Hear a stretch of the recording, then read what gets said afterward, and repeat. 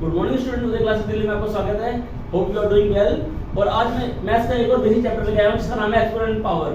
इससे पहले मैंने आपको बहुत सारे टॉपिक करा दिए हैं। इससे पहले मैं आपको एडिशन करा चुका हूं, एडिशन सब्ट्रैक्शन, उसके बाद मैंने कराया मल्टीप्लिकेशन, फिर कराया डिवीजन, इसके बाद मैंने कराया फ्रैक्शन का एडिशन एंड सब्ट्रैक्शन, और उसके बाद मैंने आपको कराया डिविजिबिलिटी टेस्ट, और उसके बाद अब मैं कराने जा रहा हूं आपको एक्सपोनेंट पावर जो क्लास 6 और क्लास 7 का 7th और 8th का बिल्कुल बेसिक चैप्टर है ये।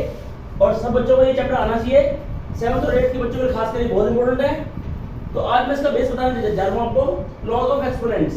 तो लॉज ऑफ एक्सपोनेंट का जो पहला लॉ है वो क्या होता है? देखो बच्चों, a की पावर m into a की पावर n इक्वल टू होता है a की पावर m प्लस n। ये a क्या है यहाँ पर मेन बात ध्यान रखने वाली बात क्या है?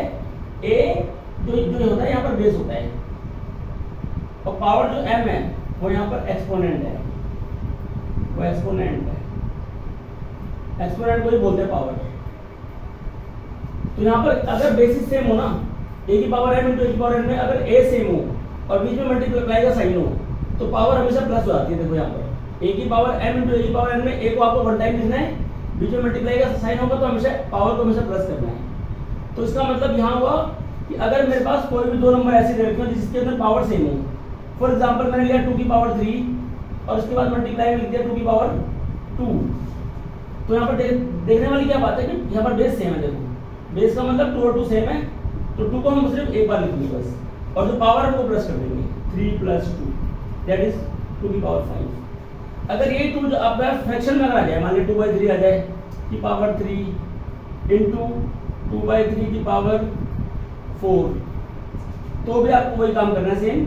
2/3 को हमने वन टाइम लिखा और जो पावर है 3 + 4 कर देंगे यहाँ पर, तो हमारा आ जाएगा 2 की पावर 2/3 की पावर 3 + 4 कितना होता है? 7 होता है। तो ये आंसर 7 आ गया। मतलब कि ये इसका मैंने आपको एक एग्जांपल दिया है। तो सभी बच्चे जब भी ऐसे क्वेश्चन आ जाए तो बच्चों को दिक्कत क्या आती है? बच्चे इसको आइडेंटिफाई नहीं कर पाते कि कौन सा इसमें लॉ लग रहा है। तो लॉ को पहले अच्छी तरह से बच्चे याद करेंगे, लॉ का मीनिंग को पहले अच्छे से समझेंगे। लॉ का मीनिंग समझने का मतलब है लॉ को अच्छे से देखना है पहले कि ये लॉ बोल क्या रहा है। इसमें बेसिस सेम होना चाहिए, पावर डिफरेंट भी हो सकता है, पावर सेम भी हो सकता है, लेकिन बेसिस हमेशा सेम होगा और बीच में मल्टीप्लाई होगा। तो हमेशा ध्यान रखना। तो इसको ऐसे अप्लाई करेंगे। उसके बाद हम करते हैं सब्ट्रैक्शन नंबर 2। इससे पहले मैंने आपको बताया था लॉ 1। लॉ नंबर 2 की क्या कहता है? a की power m divide by a की पावर n। ये ऐसे भी आ सकता है और ये कई बार ऐसे भी आता है a की power m divide by a की पावर n। ये कभी-कभी ऐसे भी आता है। ये जो डिवाइड का साइन है ना, कई बार ऐसे अपॉन में भी आता है, ऐसे करके a की power m divide by a की पावर n, तो उसको बोलते हैं a की पावर m माइनस n। जब बेसिस सेम हो, बीच में हो डिवीजन और पावर वो डिफरेंट, तो हमेशा क्या लगाते हैं? प्लस की जगह माइनस लगाते हैं। पहले वाले लॉ में क्या कहा था हमने? प्लस किया था बिकॉज वहां मल्टीप्लाई था, अब यहाँ डिवाइड है। फॉर एग्जांपल मैंने लिया कोई क्वेश्चन 2 की पावर 5 लिखता हूं मैं, डिवाइड बाय 2 की पावर 2 लिखता हूं मैं, तो हमारा क्या होगा? जब देखो यहाँ बेस सेम है, बीच में क्या डिवाइड है और पावर यहाँ पर डिफरेंट है, तो बेस को हमें वन टाइम लिखना है, पावर को माइनस कर देना है 5 - 2। तो ये 2 की पावर क्या हो जाएगा? 5 - 2 3। और अगर तुमने एक्सपोनेंशियल फॉर्म में बोला है लिखने के लिए तो इतना छोड़ देना। अगर वो कहता है इवैल्यूएट करो या सिंपलीफाई करो तो आगे मल्टीप्लाई भी करना है 2 को 3 बार ही, तो हमारा आंसर 8 भी आ जाएगा। इसको 2 × 2 × 2 2 × 4 = 8। और अब हमारा एक अगर इसी क्वेश्चन को उन्होंने ऐसे दे दिया 3/5 की पावर 3 डिवाइड बाय 3/5, कभी-कभी कुछ लिखा नहीं होता तो हम 1 मानते हैं। सिर्फ 3/5 अगर लिखा हो ना, अगर ऐसे लिखा 3/5 इसका मतलब इसकी पावर 1 है, तब क्या करेंगे? तब भी वही काम करेंगे। 3/5 को वन टाइम लिखेंगे और पावर को माइनस कर देंगे। 3 - 1 3/5 की पावर हो जाएगा 2। तो ये हमारा लॉ नंबर 2 भी कंप्लीट हो गया। अब आता है लॉ नंबर 3। अब मैं आपको लॉ नंबर 3 बताने जा रहा हूँ। ये जो लॉ नंबर 3 है वो क्या कहता है? a की power m whole power n, मतलब कि इसमें डबल पावर है। पहले पावर एक m है, उसके बाद होल पावर n है। तो ये इसमें क्या लिखा हुआ है? इसमें जब भी डबल पावर हो तो हमेशा पावर को मल्टीप्लाई कर देंगे। बेस सिंगल है, देखो पावर डबल है, तो उनको मल्टीप्लाई कर देंगे, तो a की पावर m × n हो जाएगा। फॉर एग्जांपल मैंने लिखा 2 की पावर 3 होल पावर 4, तो इसका आंसर क्या आना चाहिए? हमने देखा बेस वन टाइम है और पावर डबल है, तो बेस को हमें सिर्फ एक बार लिखना है, पावर को मल्टीप्लाई कर देना है। 3 × 4 3 और 4 क्या है, ये m और n है, m और ये n, तो 2 की पावर कितना रहेगा, 3 4 जा 12। ऐसी कोई क्वेश्चन आ जाए तो ऐसी होगा, अब आता है लॉ नंबर 4। लॉ 4 कहता है a की पावर m इंटू में b की power m equal to a into b की होल पावर m। मतलब क्या हुआ इसका, अगर बेस डिफरेंट हो और पावर सेम, मतलब यहाँ पे भी हो सकता है कि पहला लॉ और ये वाला लॉ काफी दिखने में सेम लगता है। पहले लॉ के अंदर क्या था, जब बेसिस सेम थे पावर डिफरेंट थी, यहाँ पर बेसिस डिफरेंट है पावर सेम है, बिल्कुल इसका अपोजिट है ये। तो जब भी बेसिस डिफरेंट हो ना, पावर सेम हो, तो बेसिस को मल्टीप्लाई करते हैं, पावर को वन टाइम लिखते हैं, सिर्फ एक बार लिखते हैं पावर को। फॉर एग्जाम्पल मैंने लिया 5 की पावर 2 इंटू 6 की पावर 2। अब देखो यहाँ बेसिस यहाँ डिफरेंट है, पावर सेम है, तो बेसिस को मल्टीप्लाई कर दो 5 इंटू 6 और पावर को क्या कर दो प्लस, पावर को वन टाइम ले लीजिए। फिर 5 को 6 से मल्टीप्लाई करो, 5 6 हो गया 30, पावर 2 लिख दिया। ये हमारा लॉ नंबर 4 भी कंप्लीट हो गया। अब लॉ नंबर 5, लॉ नंबर 5 ये क्या कहता है, देखो a की पावर 0 इक्वल टू हमेशा होता है 1। किसी भी नंबर की पावर जो 0 होगी वो हमेशा 1 होगा। कोई भी कांस्टेंट टर्म है, कोई भी वेरिएबल है, अगर x की पावर 0 है तो भी 1 होगा। 2/3 की पावर 0 होगा तो भी 1 होगा। 5 की पावर 0 होगा तो भी 1 होगा। मतलब कि किसी भी, चाहे फ्रैक्शन हो, चाहे वो वेरिएबल हो, चाहे वो नंबर हो, किसी भी नंबर की पावर अगर 0 होगा तो वो इक्वल टू हमेशा 1 होगा। ये 5 लॉ कहता है हमारा। तो ये लॉ नंबर 5 भी कंप्लीट हो गया।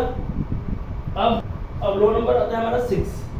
ये कहता है a की, ये लॉ नंबर 6 है, a की power minus m equal to होता है 1/a की पावर m। इसका मतलब क्या होगा, किसी भी बेस की पावर अगर आपका नेगेटिव है तो उसे पॉजिटिव करने के लिए ना करते हैं इसका रेसिप्रोकल। रेसिप्रोकल का मतलब a का, देखो a के अपॉन में क्या मानते हैं, हमेशा 1 मानते हैं, कोई नंबर ना हो तो बस a अपॉन 1 का उल्टा होता है 1/a। मतलब कि रेसिप्रोकल कर दिया आपने 1/a की पावर m। मतलब अगर मेरे पास कोई नंबर है 2 की पावर -3 और कहते हैं सॉल्व करो, इसको सिंपलीफाई कैसे करेंगे, इसको हम -3 3 बार तो कोई मल्टीप्लाई कर नहीं सकते, तो इससे पहले हमें पॉजिटिव करना होता है मेन।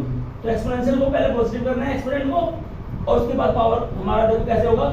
हमें बस क्या करना है, 2 के अपॉन में 1 मानते हैं तो उसका उल्टा मतलब 1/2। मतलब कि रेसिप्रोकल ऑफ 1/2 का होगा, पावर कितनी हो जाएगी इसकी, पॉजिटिव हो जाएगी। मतलब 2 अपॉन 1 बोल जाएगा उल्टा 1/2 और उसकी पावर हो जाएगी पॉजिटिव। तो चाहे तो अगर आगे से सॉल्व करने की तो सॉल्व भी कर सकते हो आप 2 को 3 बारी, 2 2 जा 4 2 जा 8। अगर कहते हैं एक्सपोनेंशियल फॉर्म में छोड़ दो तो आप इसका आंसर इतना भी छोड़ सकते हो। अगर लिखा है 5 की पावर -2 तो आप क्या करोगे, 1/5 कर दोगे, पावर अपने आप ही पॉजिटिव हो जाएगा और उसको चाहे तो तुम आगे सॉल्व भी कर सकते हो।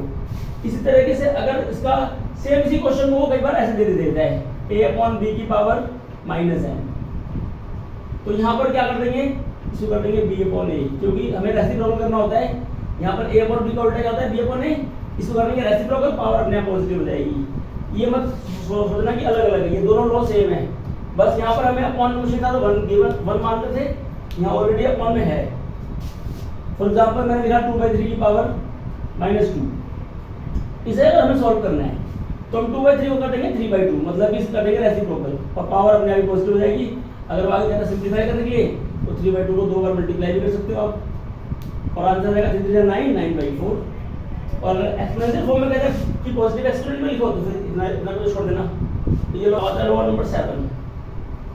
लॉ नंबर 7 क्या कहता है, a/b की whole power m is equal to होता है a की पावर m b की पावर m। मतलब अगर कोई नंबर फ्रैक्शन में है, रैशनल नंबर में है और उसकी पावर क्या है, m है, होल पावर है, तो उसको हम अलग अलग भी बोल सकते हैं, a की पावर m डिवाइडेड b की पावर m। फॉर एग्जांपल मैंने लिखा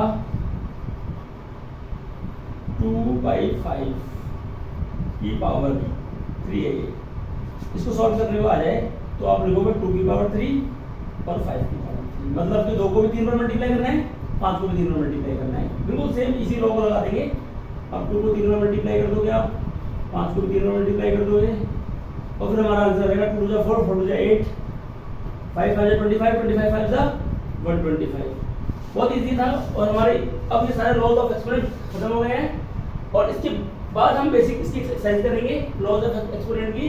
क्लास 7 और क्लास 8 के बच्चों के लिए बहुत इंपॉर्टेंट एक्सरसाइज होने वाली हो, लेकिन उससे पहले आपको ये लॉ पक्के करने होंगे।